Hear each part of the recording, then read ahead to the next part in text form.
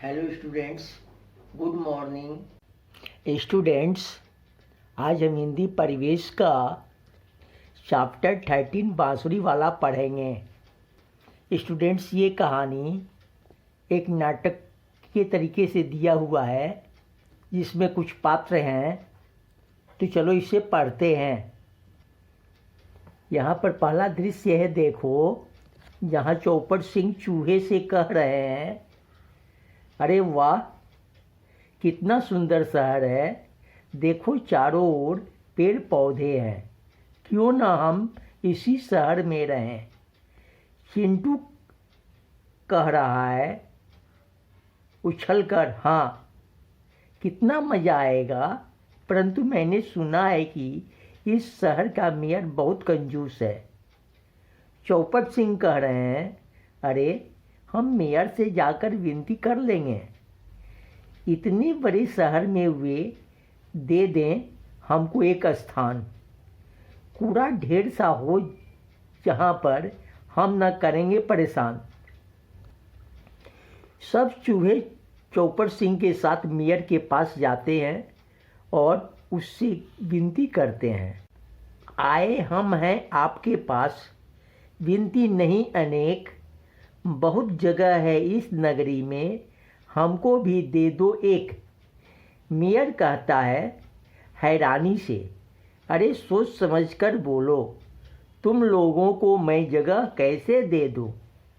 खा जाओगे सबकी चीज़ें, कुछ भी नहीं बचेगा। हम सब दुबले हो जाएंगे, नाप तुम्हारा बढ़ेगा। चौपड़ सिंह कहते हैं हाथ जोड़कर, चुपचाप हम पड़े रहेंगे, नहीं करेंगे तंग। फटे पुराने जूते चप्पल खाया करेंगे हम। मेयर को गुस्सा आ जाता है, वह जोर से चिल्लाता है।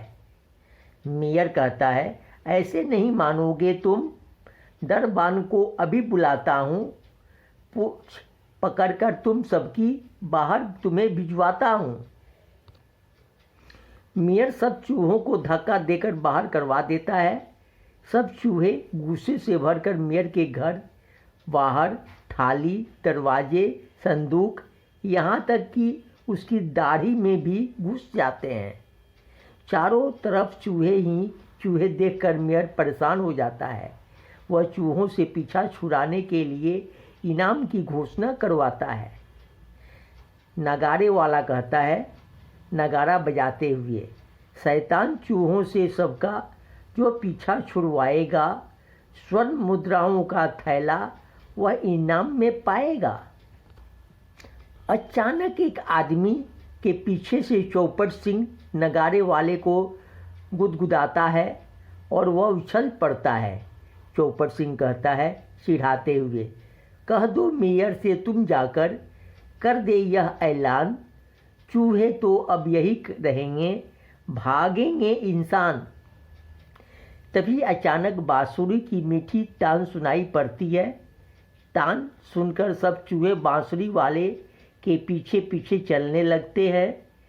वह उन्हें एक नदी में ले जाकर छोड़ आता है। स्टूडेंट्स, तो पहला दृश्य खत्म होता है। अब हम दूसरे दृश्य को पढ़ेंगे। अब बांसुरी वाला मेयर से अपना इनाम लेने आता है। बांसुरी वाला कहता है, मैंने किया है वादा पूरा, अब है आपकी बारी, जल्दी से इनाम निकालें, झोली है मेरी खाली। मेयर कहता है आश्चर्य से, कौन सा इनाम, क्या कहते हो मस्त कलंदर, किया है तुमने क्या, चूहों ने तो डूब कर खुद ही किया है अपना खत्मा।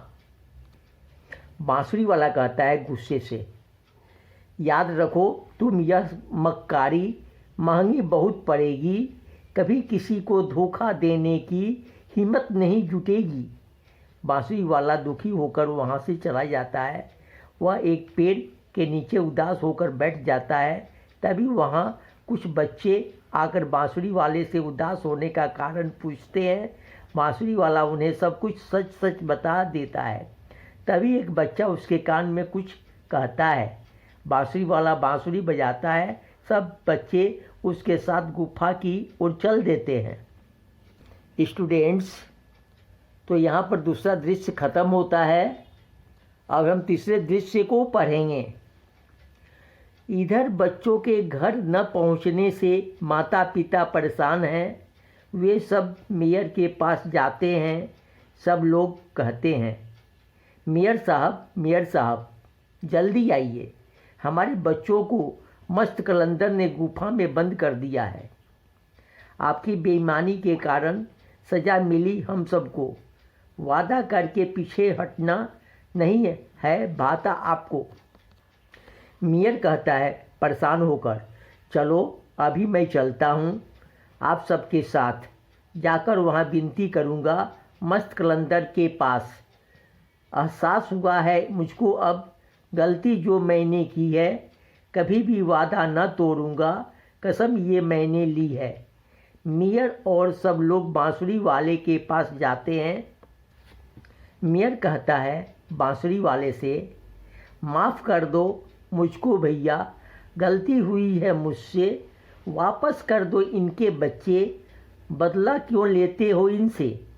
जो भी मांगोगे तुम मुझसे, इनाम वही मैं दूंगा। अब किसी का दिल न दुखाऊं, ध्यान सदा मैं रखूंगा। बांसुरी वाला कहता है, ठीक है, अगर आप कहते हैं तो मैं बच्चों को छोड़ देता हूं, परंतु एक बात हमेशा ध्यान में रखना कि कभी भी किसी का दिल मत दुखाना। मुझे इनाम में केवल रहने के लिए स्थान, वो सब लोगों का साथ ही चाहिए। दर दर भटकता हूँ मैं तो, पाने को दो रोटी।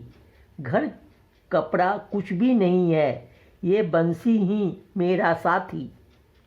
मेयर बांसुरी वाले को इनाम दे देता है। सब बच्चे दौड़कर अपने माता पिता के पास चले जाते हैं। बांसुरी वाला अपनी बांसुरी बजाता है और सबके साथ शहर की ओर चल देता है। संगीता गुप्ता।